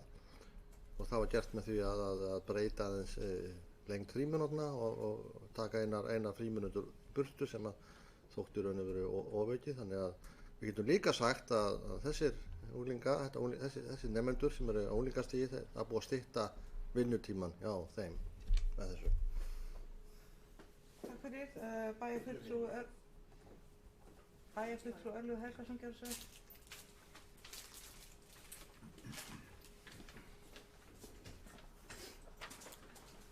Frú forseti, já, ég fagna þessu gríðarlega og ég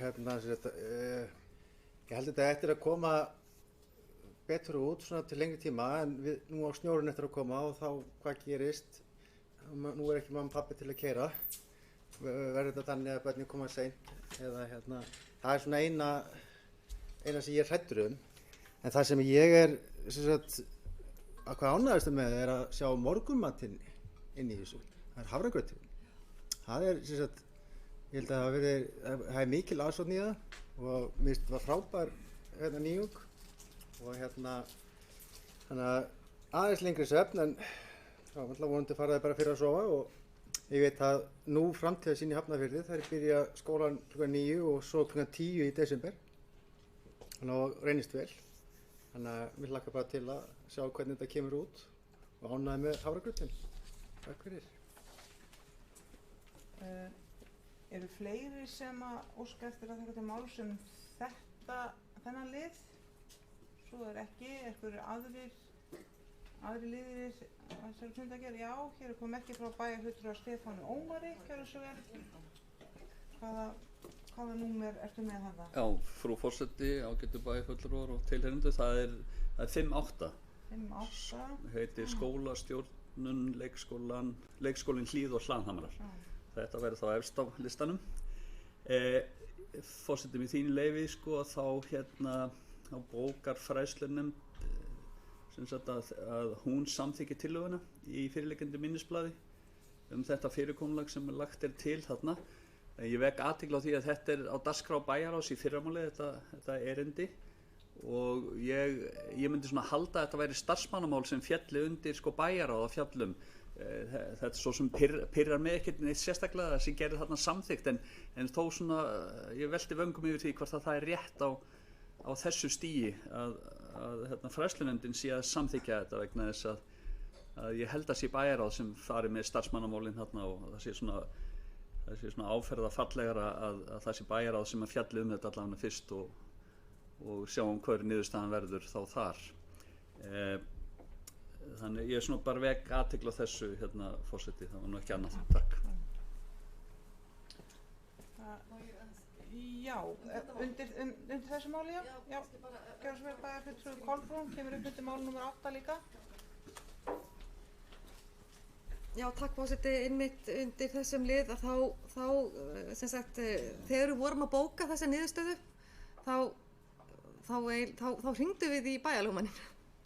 Vegna þess að við vorum ekki alveg viss, að því þetta var einmitt ekki búið að fara fyrir bæjarráð, hvort að þessi var frestað, að því að þetta hafði ekki verið afgreitt, en auðvitað átti bæjar að vera búið að afgreiða málið þegar þetta fór fyrir fræðslunefndina, Stefán Ómar, þannig að bæjarfulltrúi. Þannig að við hefðum gjarnan viljað að bæjarráð hefði verið búið að afgreiða þetta, en það komst ekki áfram þá, þannig að það var niðurstaðan, en að við einhvern veginn sko ákveðum hvort að við vissum ekki hvort við áttum að samþykkja þetta eða bara fagna þessu eða bara lagt fram til kynningar, en við ákveðum að hringja í bæjarlögmanninn og þetta var niðurstaðan, svona til að vera með axlabönd og belti. En við veltum þessu alveg fyrir okkur og réttast hefði myndi verið, þetta hefði bara verið rauninni sent frá bæjarráð til fræðslunefndar til kynningar. Takk fyrir. Já, einhver fleiri sem vilja taka til máls undir þessum lið? Svo virðist ekki vera. Einhverjir sem vilja ræða önnur mál á dagskrá fræðslunefndar? Já, bæjarfulltrúi Valdimar Birgisson óskar eftir að fá orðið og hann fær það. Undir hvaða lið er bæjarfulltrúin að tala? Lið 4, staða barna með fjölþættan vanda. Gjörðu svo vel. Mér langaði bara aðeins að vekja athygli á þessu aftur. Þetta mál hefur áður komið hérna á dagskrá og við höfum rætt það, en ég held að það sé bara ágætt að minna á það. Þetta mál er þarna verið að ræða stöðu barna með fjölþættan vanda, mál sem að ríkið hefur svona hummað fram að sér og hefur verið undanfarin ára að velta kostnaði yfir á sveitarfélögin, og þetta er í raun og veru mál sem er tilkomið frá SSH og er beiðni það að fara að taka til í þessum málaflokki. Það eru nokkur svona mál sem við getum kallað grábók hefur þetta verið kallað, þessi mál sem að falla á milli skips og bryggju í samskiptum ríkis og sveitarfélaga, og öll þessi mál eiga einhvern veginn sammerkt að það er ríki sem er að velta kostnaði yfir á sveitarfélögin, jafnvel kostnaði sem að lítur að lögbundnum skildum ríkisins. Þessi mál eru til dæmis mál hjúkrunarheimila, fatlaðra, NPI-samningum og þessu máli með staða barna með fjölþættan vanda. Ég vildi bara aðeins vekja athygli á þessu og já, takk. Já, takk fyrir þetta bæjarfulltrúi Valdimar. Þetta slapp nokkurn veginn inn að marka að fjalla mál það sem er hér til umfjöllunar, sem staða barna með tiltekna vanda. Eru fleiri sem vilja ræða annað það mál eða önnur? Svo virðist ekki vera, þannig að þá held ég að við séum tilbúin í að taka afstöðu til fundargerðar fræðslunefndar og ég bið bæjarfulltrúa að gefa merki. Og það eru 9 hendur á lofti, þannig að hún samþykkt með 9 samhljóða atkvæðum. Og þá erum við komin að skipulagsnefnd Mosfellsbæjar.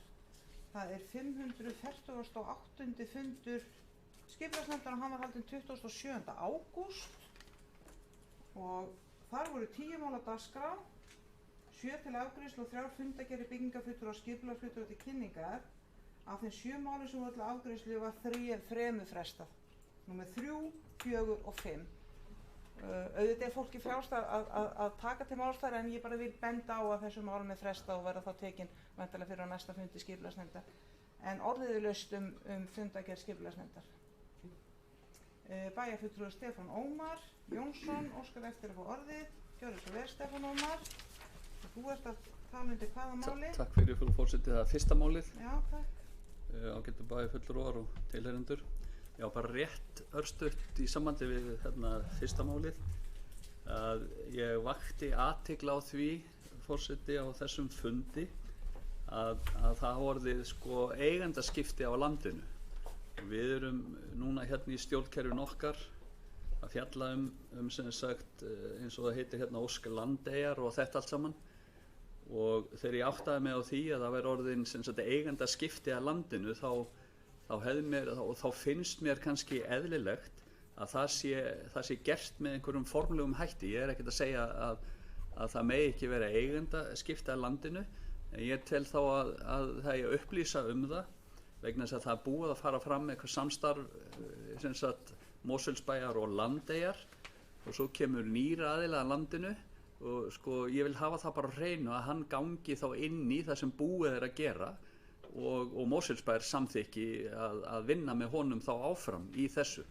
Þannig að ég vildi forseti bara vekja athygli á þessu því að það ekki óþægilegt að við séum í einhverjum samningaviðræðum eða samstarfi við einhverja aðila sem við veitum engin deili á. Ég veit ekkert deili á þessu fyrirtæki sem á landið núna og ég tel bara að það eigi að vera bara gegnsætt og við höfum bara að vita nákvæmlega hvernig í því liggur og ég myndi helst vilja sjá aðila skipta yfirlýsingu eða einhverju yfirlýsingu frá þessum nýju eigundum og þá með samþykki Mosfellsbæjar það að aðilar yfirtaka það sem búið að gera og vinni áfram á þeim grunni. Takk fyrir, forseti.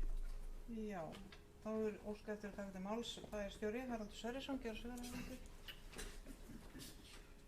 Já, forseti, ég held að það sé engin ástæða til þess að hafa áhyggjur af þessu. Þetta eru bara sömu aðilar og við höfum verið, og bærinn hefur verið í samskiptum við einhverja skipulagsbreytingar innan þeirra raða. Landey dótturfélag Arionbanka sem er eigandi landsins og Landey hefur sem sagt verið að það félag hefur verið í samskiptum við okkur eða bæinn. Það búið að færa það einhvert annað hólf í bankanum og en það nákvæmlega sömu aðilar sem eru í forsvari fyrir það og þetta. Þannig að ég skal bara kanna það hvort að það þarfnist einhverjar löggerninga. Ég finnst nú ólíklegt að svo sé.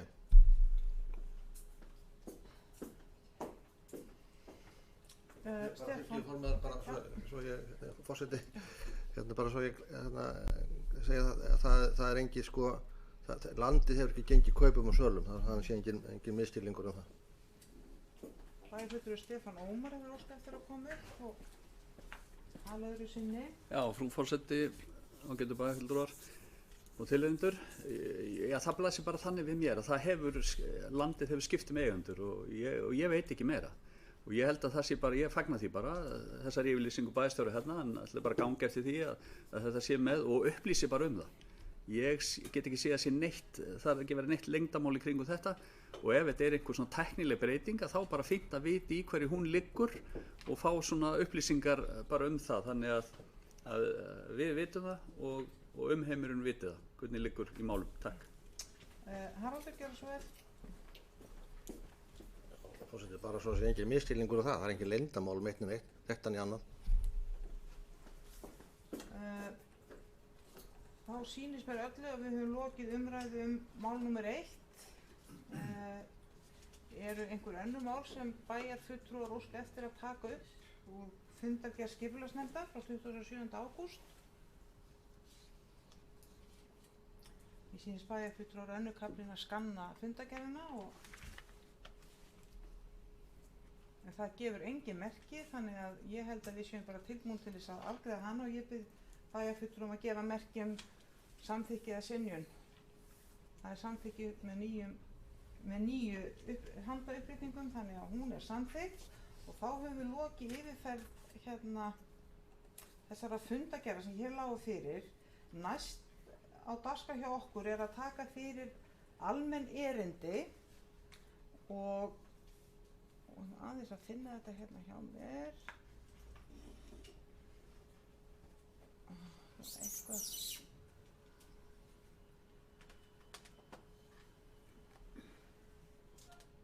Já, nei, ég held að, þetta er öðru, ég er með eitthvað útprent hérna sem er öðruvísi en ég horfa hérna á skjánum. Fyrst eru þessir afgreiðslu fundir, er það ekki? Á undan almenn erindinu, eða?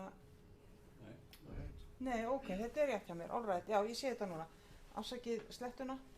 Hérna, þá er það mál númer 7, það er alþingiskosningar 2021 og hérna liggur fyrir minnisblað til bæjarstjórnar þar sem gerðir tillaga kjörstað og fjölda kjördeilda við kosningar til alþingis 25. september næstkomandi og jafnframt kemur fram í þessu minnisblaði þar sem þessi tillaga er gerð, þar kemur fram tillaga samþykki framlagðrar kjörskrár og tillagan í minnisblaðinu hljóðar upp á það að í fyrsta lagi að kosið verði í Lágafellsskóla, að kosið verði í 8 kjördeildum og síðan er önnur tillaga þarna inni líka sem að hljóðar svo að lagt er til að bæjarstjóri og lögmenni bæjarins í hans fjarveru verði veitt fullnaðarumboð til þess að fjalla athugasemdir, úrskurðum og gera breytingar á kjörskráni eftir atvikum fram að kjördegi.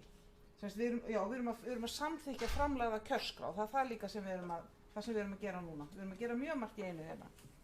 Og forseti er að reyna að vanda sig hérna í sínu fyrstu fundarstjórn og hér er búið að leggja kosningaskrá á borðið sýnist mér. En þið hefðu öll lesið þetta minnisblað og vitið hvað við erum að fara, hvers er ætlast til af okkur hér núna. Þannig að ef ég náttúrulega opna vændarskrá og fólk vil tjá sig mál númer 7 og ef ekki þá ber ég upp þessa tillögu upp til atkvæða hér á þessum fundi og ég sé á lofti 9 hendur og sem þýðir að þessar tillögur eru samþykktar samhljóða. Forseti ætlar núna við þetta tækifæri að gera örstutt hlé á fundinum þess að framöndan eru töluverðar það eru kosningar sem þurfa að fara alveg rétt fram þannig ég ætla að gera svona 5 mínútna hlé á þessum fundi. Takk fyrir.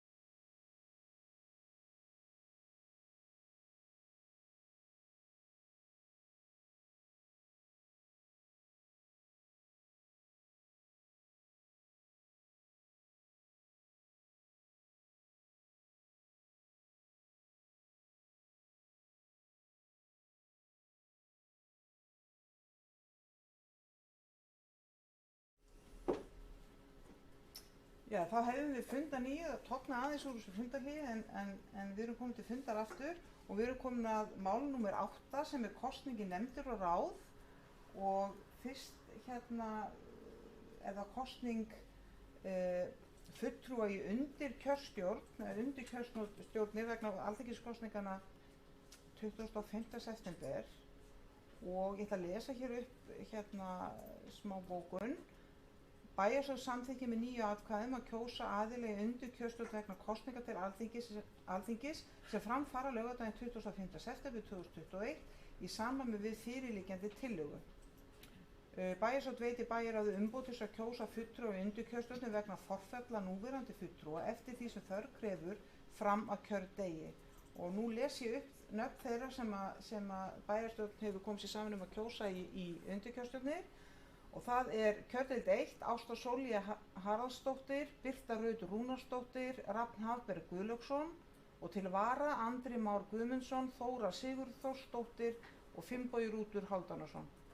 Kjördeild 2, Guðmundur Bragason, Ír Þórðardóttir og Gestur Valur Svansson og til vara Jón Óli Hjörleifsson, Harpa Lilja Júníusdóttir og Dagný Kristinsdóttir. Kjördeild 3, Guðrún Erna Hafsteinsdóttir, Davíð Örn Guðnason, Halldóra Magný Baldursdóttir og til vara Áróra Hallsdóttir, Sara Gunnarsdóttir og Jón Pétursson. Kjördeild 4, Hekla Daðadóttir, Örn Jónasson, Hildur Björg Bæringsdóttir, til vara Ragnar Bjarni Sóeka Hreiðarsson, Birna Marín Friðriksdóttir og Karl Alex Árnason. Kjördeild 5, Sigurður Geirsson, Sverrir Haraldsson og Margrét Gróa Björnsdóttir. Til vara Andís Hjörleifsdóttir, Hallur Árnason, Helga Sóley Hallgrímsdóttir. Kjördeild 6, Erlendur Fjallsteð, Margrét Lilja Hjaltadóttir og Svanhildur Einarsdóttir og til vara Hreiðar Örn Sóeka Stefánsson, Birkir Ómar Friðriksson og Björgvin Brynjarsson. Kjördeild 7, Olga Rún Kristjánsdóttir, Eydís Elva Örnólfsdóttir og Kolbeinn Helgi Kristjánsson og til vara í kjördeild 7 Elín G. Einarsdóttir, Sigurður Kristján Friðriksson og Samistanith Tjan líka. Kjördeild 8, Svava Ír Baldvinsdóttir, Steinun Anna Haraldsdóttir, Olga Kristrún Ingólfsdóttir og til vara Andrés Leó Sigurðarsson, Þórður Jensson og Guðrún Þórarinsdóttir. Og þetta eru sem sé 48 nöfn sem takaði sér að vinna fyrir okkur í undirkjördeild á kjördag og 24 varamenn. Það hefur óskað eftir stuttu fundarhlé og við verðum við því.